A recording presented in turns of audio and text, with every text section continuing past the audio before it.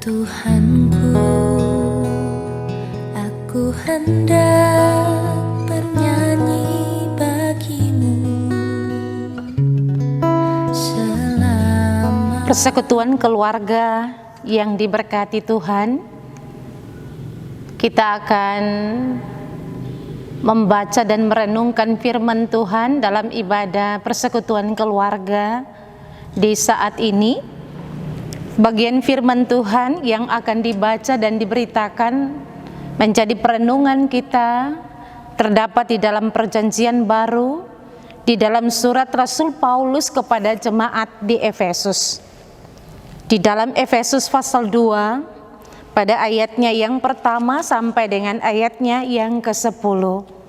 Mendahuluinya, mari kita minta tuntunan kuasa Roh Kudus untuk pembacaan dan pemberitaan serta perenungan firman Tuhan dalam ibadah keluarga kita.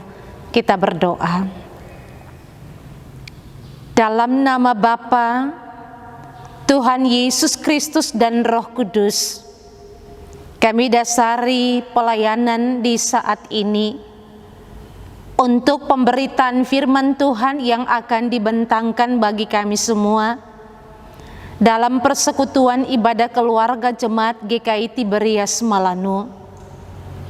Dengan semua kekurangan dan keterbatasan yang ada pada kami, Tuhan hadir memimpin, menuntun, menolong dan memperlengkapi kami dengan kuasa Roh Kudus, supaya kami dapat membaca dan merenungkan firman-Mu, dan atas tuntunan kuasa Roh Kudus, kami juga dimampukan menjadi pelaku-pelaku firman yang benar.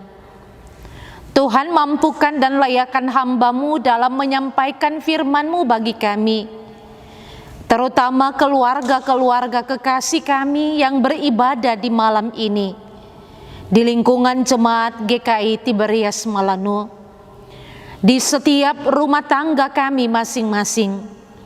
Tuhan hadir dengan kami, dan Tuhan mampukan kami semua untuk mendengar dan untuk menjadi alat kesaksian firman-Mu. Dalam nama Tuhan Yesus firman yang hidup, kami berdoa. Amin. Bapak, Ibu, saudara-saudari, persekutuan keluarga yang diberkati Tuhan, bacaan firman Tuhan di dalam surat Paulus kepada jemaat di Efesus pada pasal 2 ayat 1 sampai dengan ayatnya yang ke-10 dengan judul perikop semuanya adalah kasih karunia. Kamu dahulu sudah mati karena pelanggaran dan dosa-dosamu. Kamu hidup di dalamnya karena kamu mengikuti jalan dunia ini. Karena kamu mentaati penguasa kerajaan angkasa, yaitu roh yang sekarang sedang bekerja di antara orang-orang durhaka. Sebenarnya dahulu kami semua juga terhitung di antara mereka, ketika kami hidup di dalam hawa nafsu daging dan menuruti kehendak daging dan pikiran kami yang jahat. Pada dasarnya kami adalah orang-orang yang harus dimurkai, sama seperti mereka yang lain.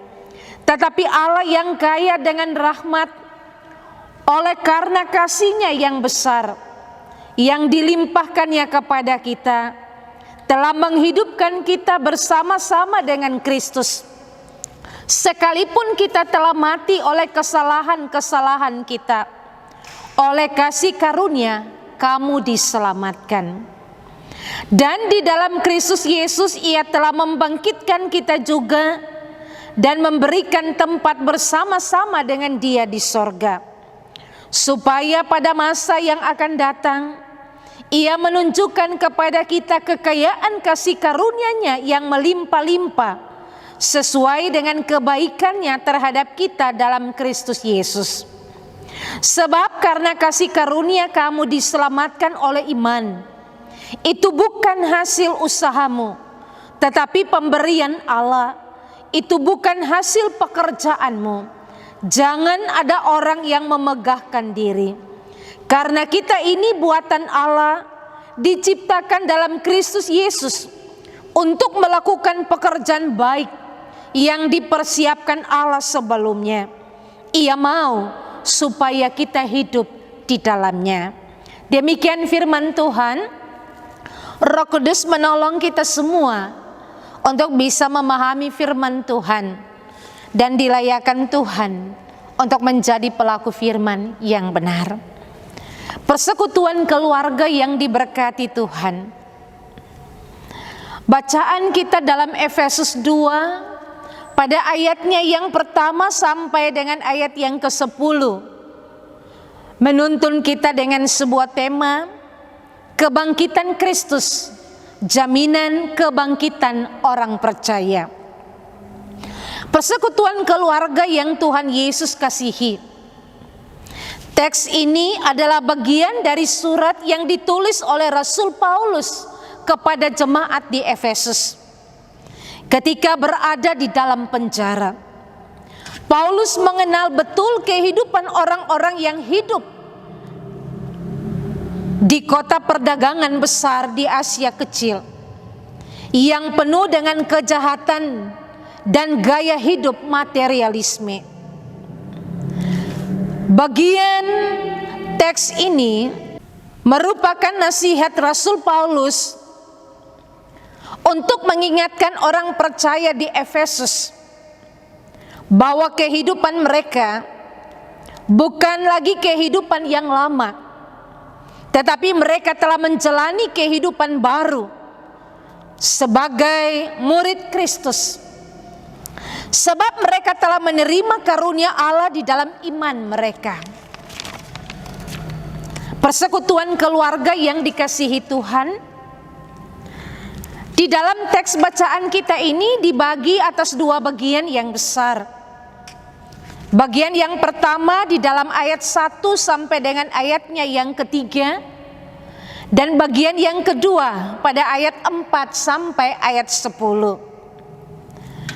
Bagian pertama dalam ayat 1 sampai dengan ayatnya yang ketiga berbicara tentang keadaan semua manusia, termasuk orang percaya pada awalnya, tanpa terkecuali baik orang Yahudi maupun non-Yahudi.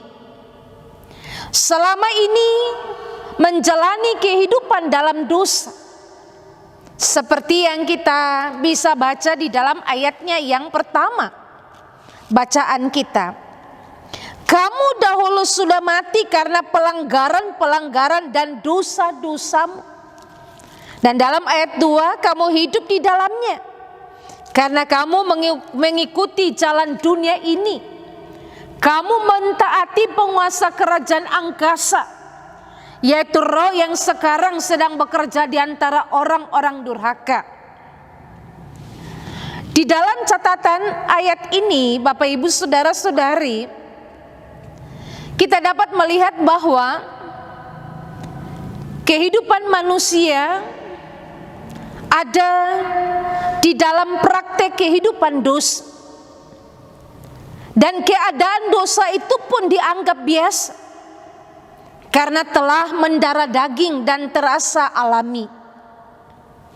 Dosa telah menyebabkan manusia kehilangan tujuan hidupnya. Manusia hidup menurut kehendak sendiri, atau dalam pengertian hari-hari, prinsip suka-sukaku, rasa nikmat, lupa daratan, hanyut dan terlena dengan segala keinginan yang akhirnya membawa manusia pada kematian rohani. Kematian rohani itu berarti bahwa manusia hidup terpisah dari Allah. Dan karena manusia hidup terpisah dari Allah, manusia mengalami kehancuran, kebinasaan, dan hukuman yang pasti dari Allah dalam hidupnya.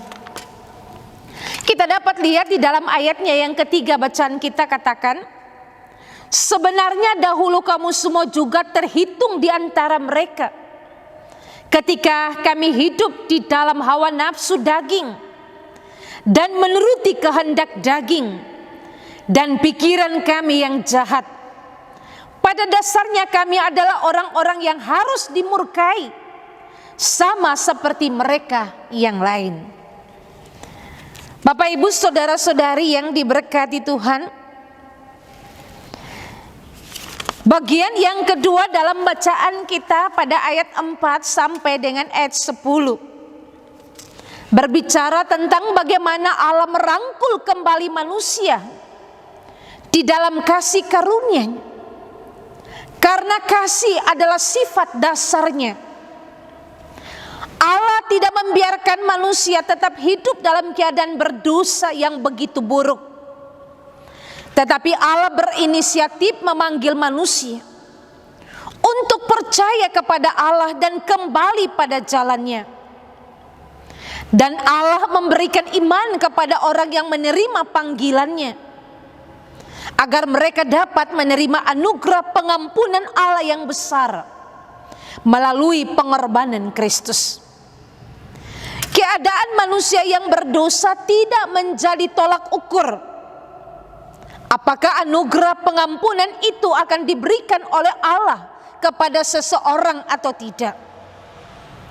Allah di dalam Kristus Yesus memberikan kasih karunia-Nya secara berlimpah-limpah sesuai ukuran kebaikannya bagi siapapun yang menanggapi panggilannya untuk percaya di dalam iman. Bapak Ibu saudara-saudari, jika demikian Allah begitu mempedulikan kehidupan manusia, Allah telah menyatakan kebaikan-kebaikan untuk kehidupan manusia, supaya manusia bisa mengalami sebuah perubahan hidup.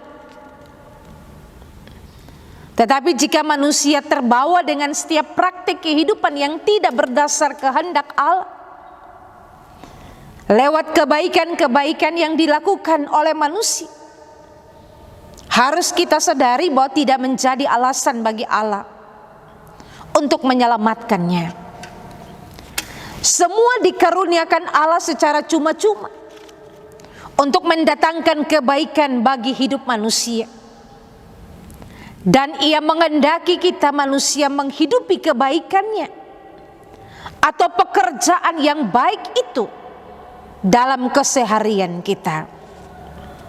Bapak Ibu saudara-saudari yang diberkati oleh Tuhan, jika kita bersama-sama menyimak konteks bacaan kita saat ini, maka ada dua pesan penting dari teks bacaan kita yang perlu kita sikapi dalam membangun kehidupan bersama kita sebagai persekutuan keluarga Allah, dalam menjawab panggilan dan tugas mulia kita di tengah dunia ini.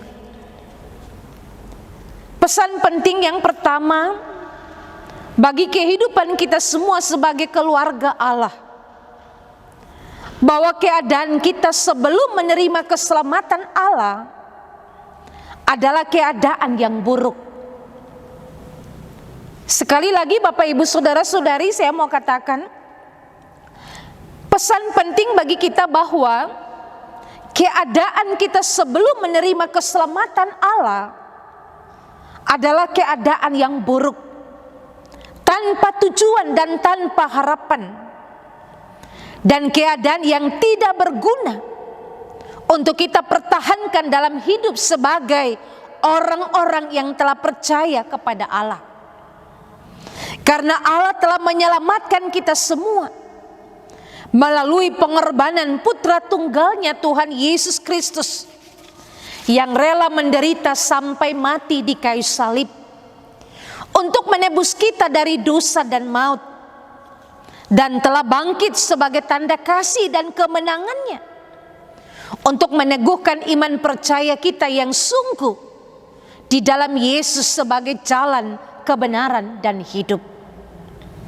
Sebab itu Bapak Ibu saudara-saudari keluarga yang diberkati Tuhan, sebagai orang percaya, Kita diingatkan untuk tidak hidup lagi di dalam dosa, serta tidak berkompromi dengan dosa itu.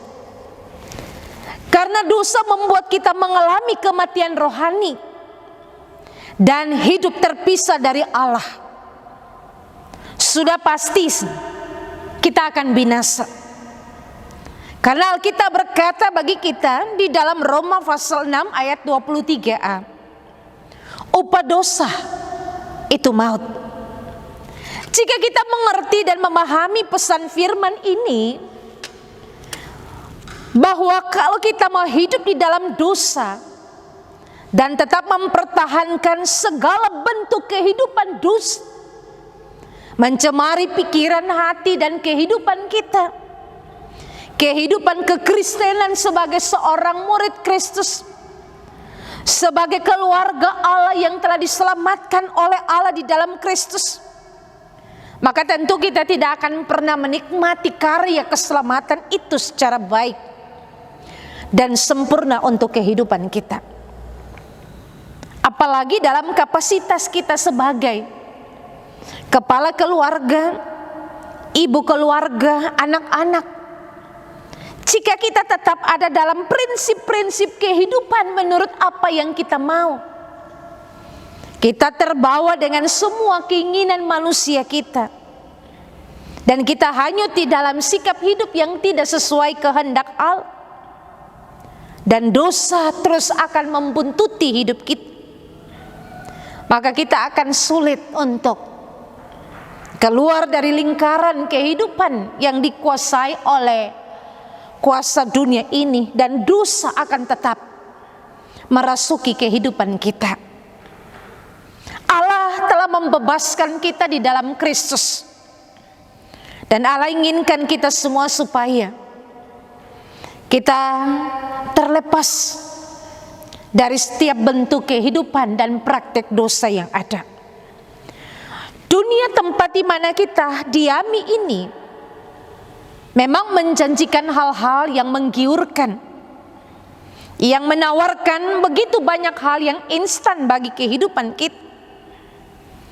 Keputusan seringkali kita perlihatkan berdasarkan apa yang kita inginkan, apa yang kita mau, yang menurut kita membawa kenikmatan, kesenangan, dan kebahagiaan yang semu bagi kita.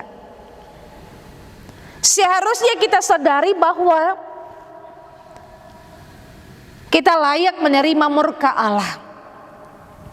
Kita layak menerima penghukuman darinya karena setiap dosa dan pelanggaran itu. Tetapi Allah karena kasih-Nya, Allah memperhitungkan semua yang telah Allah janjikan bagi kehidupan kita manusia, sehingga Allah telah memberikan Yesus untuk menjadi alat tebusan bagi kita semua. Untuk itu kita harus menyikapi sikap hidup kita yang sesungguhnya di dalam takut akan Tuhan, karena kita telah mengalami dan merasakan belas kasih dan kesetiaan Allah di dalam Kristus, yang rela memberikan kepada kita keselamatan. Untuk itu kita harus menjadi kepala keluarga, ibu rumah tangga, dan orang tua yang dipakai oleh Allah untuk menyatakan kebenaran, menghadirkan sukacita dan kebahagiaan bagi kehidupan keluarga kita, bagi anak-anak kita, supaya kehidupan keluarga kita akan tetap ada di hadapan Allah sebagai keluarga yang takut Tuhan, setia kepada Tuhan, dan mempertahankan kehidupannya di jalan kebenaran seperti yang Tuhan inginkan, supaya kita tidak akan jatuh dalam setiap hal yang mendatangkan dosa dan pelanggaran dalam hidup ini. Bapak Ibu, persekutuan keluarga yang diberkati Tuhan, pesan yang kedua Dalam catatan bacaan kita tadi yang dapat kita maknai bersama adalah keselamatan bukanlah hasil usaha kita, tetapi keselamatan adalah anugerah Allah. Karena itu, kita tidak punya alasan untuk menyombongkan diri melalui setiap perbuatan baik kita dengan merasa diri paling baik hati, banyak menolong orang lain, rajin beribadah, suka memberi, dan yang lainnya. Tetapi kebaikan-kebaikan itu dikerjakan dalam kehidupan kita karena Allah telah memberi teladan kebaikan dan kasih-Nya kepada kita. Dengan demikian, kita memiliki iman untuk membuat kehidupan kita berpengharapan, melakukan kasih dan kebaikan, membuat hidup kita berguna bagi sesama ciptaan, dan membuat kita menemukan tujuan hidup yang sesungguhnya di dalam Allah. Bapak Ibu saudara-saudari yang dikasihi Tuhan, kita bersyukur bahwa kita telah memperoleh berkat keselamatan yang luar biasa sebagai anugerah Allah yang terindah untuk hidup ini. Karena itu jangan kita sia-siakan, jangan kita salah gunakan dalam hari-hari kehidupan kita yang ada. Tapi mari kita jadikan anugerah Allah itu sebagai tindakan yang positif dalam memotivasi kehidupan kita untuk menyatakan anugerah Allah itu bagi kehidupan bersama, membangun persekutuan, pelayanan dan kesaksian di dalam kehidupan jemaat dan keluarga kita. Tema kita sepanjang minggu ini berkata, kebangkitan Kristus, jaminan kebangkitan orang percaya. Bapak Ibu saudara-saudari, jika kita semua mengerti dan maknai karya Allah di dalam Kristus yang bangkit,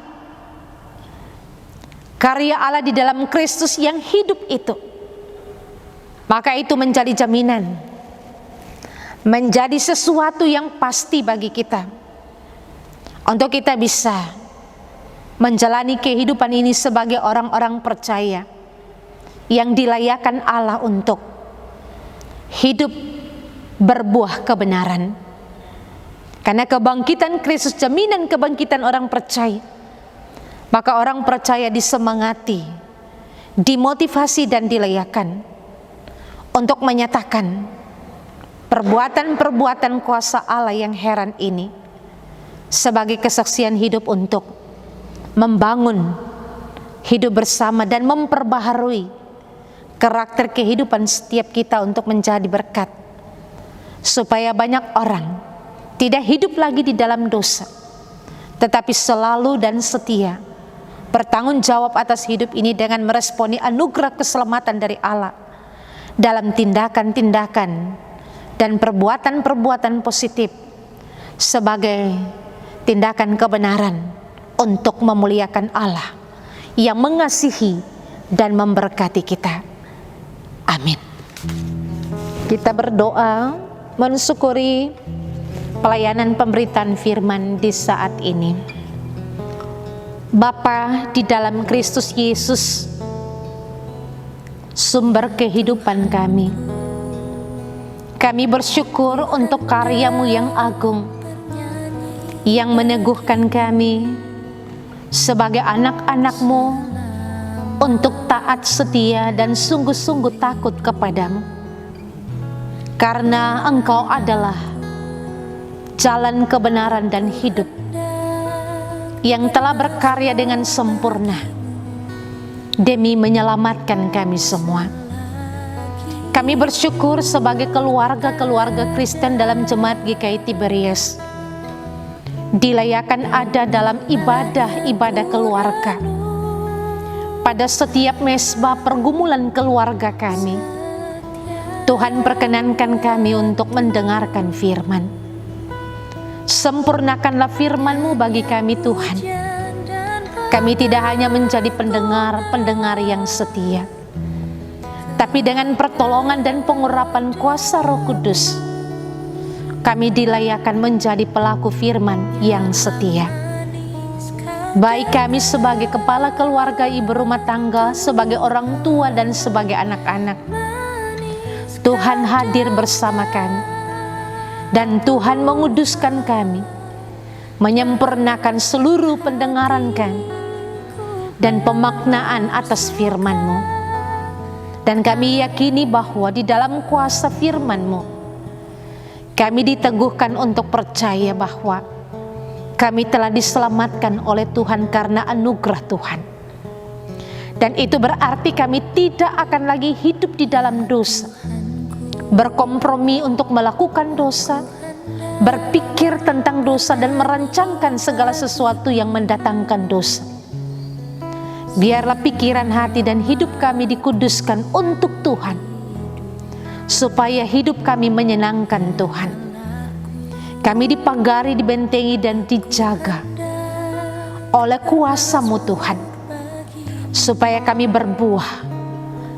Kami sungguh-sungguh berakar menjadi milik Tuhan yang dikuduskan untuk Tuhan. Ampuni kami Bapa untuk setiap hal yang tidak sesuai kehendak-Mu dalam penyampaian firman ini, dan biarlah Tuhan yang menguduskan dan menyempurnakan semuanya. Berkati kami semua keluarga Kristen Jemaat GKI Tiberias. Jika ada yang sakit, Tuhan sembuhkan. Jika ada yang menghadapi begitu banyak persoalan dan masalah, Tuhan sanggup memberikan jalan keluar dan pertolongan.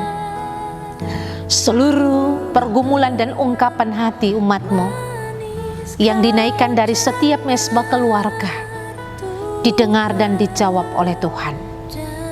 Perangkat pelayan dari ketua jemaat dan seluruh majelis, pelayan-pelayan unsur di tingkat jemaat sampai yang ada di setiap sektor, diberkati oleh Tuhan bersama dengan seluruh warga jemaat GKI Tiberias.